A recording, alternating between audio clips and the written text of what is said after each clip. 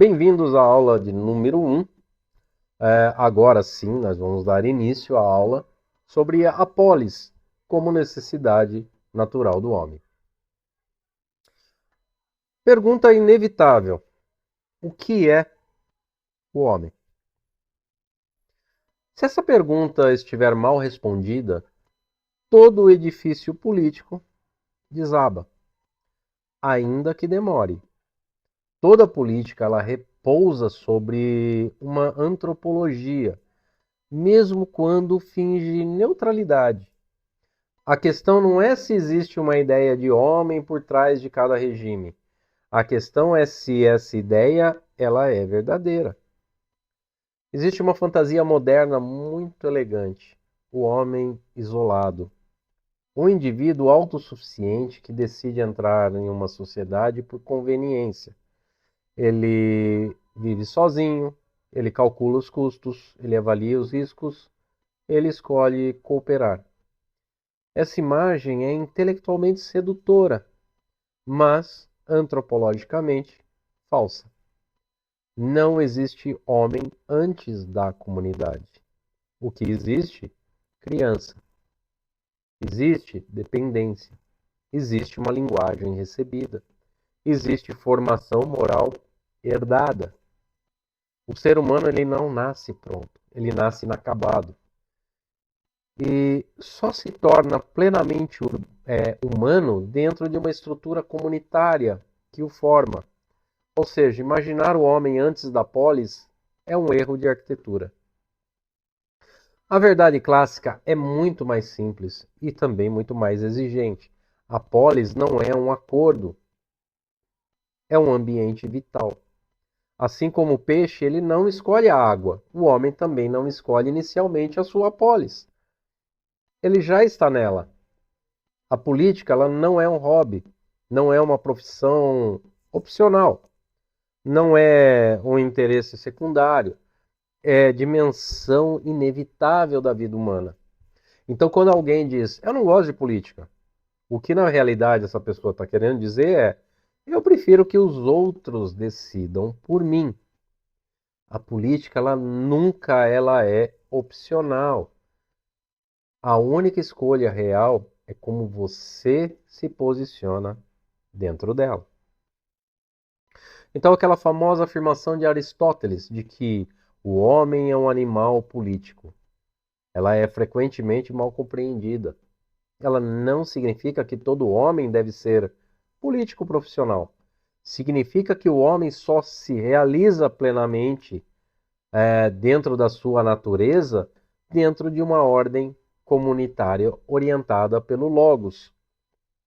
O homem fala, delibera, julga o justo e o injusto. Um rebanho se organiza por instinto. Uma sociedade humana se organiza por juízo moral. Por isso a política e a ética nunca foram separadas na tradição clássica. Essa separação é um fenômeno moderno.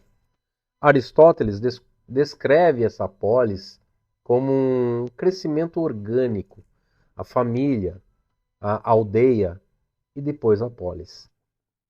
Não é ruptura, é expansão. A família atende à necessidade imediata. A aldeia oferece estabilidade. A polis, ela surge quando a vida aspira à plenitude. E aqui está um ponto bem decisivo. A finalidade da política não é simplesmente sobreviver. Não é apenas manter a ordem. Não é apenas crescer economicamente. Essas coisas são são meios, aliás. A finalidade da polis é permitir que os homens vivam bem, através da virtude, da justiça, da plenitude, formação de caráter. Quando a política perde essa finalidade, ela se torna puramente técnica, gestão de danos, administração de comportamentos, e é aí que começa ou nasce a crise. Então a justiça não é apenas um código externo, é virtude compartilhada. Leis injustas corrompem a alma. Regimes injustos formam homens injustos. Nenhuma engenharia institucional substitui o caráter. Essa afirmação, ela incomoda o homem moderno porque implica em responsabilidade. Não é possível culpar apenas o sistema. A política, ela forma o homem, mesmo quando finge apenas administrá-lo. Então não há como fugir, tá? Tentar abolir a política, ela cria poderes ainda mais opacos. O homem não escolhe viver em comunidade, ele apenas escolhe como viver nela. E isso nos leva ao eixo da aula. Você vê a política como meio de formação humana ou apenas um instrumento de poder? Então, me responda, se o regime que você defende vencesse amanhã, que tipo de homem ele produziria em 20 anos? É uma pergunta desconfortável, mas é uma pergunta importante. Então, vamos lá. O solo está preparado. Entendemos já o palco, ou seja, a polis. Agora precisamos olhar para o ator, porque nenhuma política ela corrige um homem mal formado. Então é isso que nós vamos fazer na próxima aula. Nós vamos entrar na questão do caráter, da virtude, do hábito, da formação.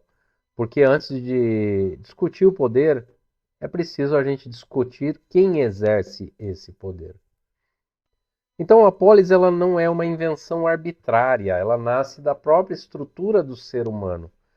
E negar isso não elimina a política da vida da pessoa, apenas torna ela invisível. E quando o poder se torna invisível, ele se torna mais perigoso. Nós não estamos aqui para, sei lá, romantizar a política.